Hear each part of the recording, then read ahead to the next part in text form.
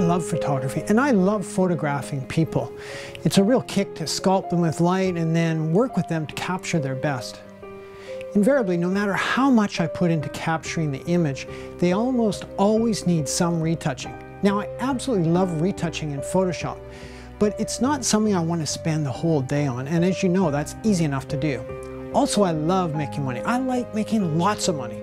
So if I could shoot and retouch many more faces in a day, I'd be a much happier camper. So what I'm about to show you in this series of sessions on facial retouching is how I have streamlined my facial retouching without compromising quality for speed.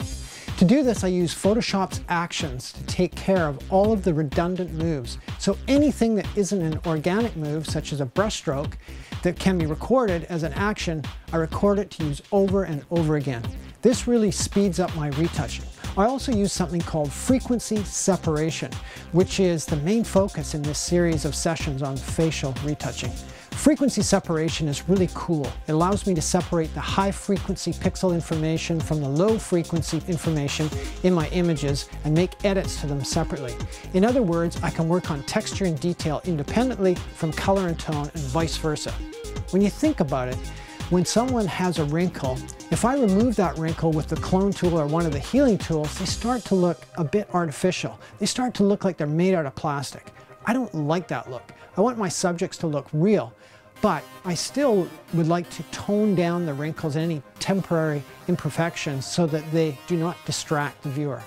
It's about reducing the distractions so that we can get to the essence of that person. Frequency separation is a tremendous aid with this, and I'll also demonstrate on more than one image, each one with a specific challenge that frequency separation will solve.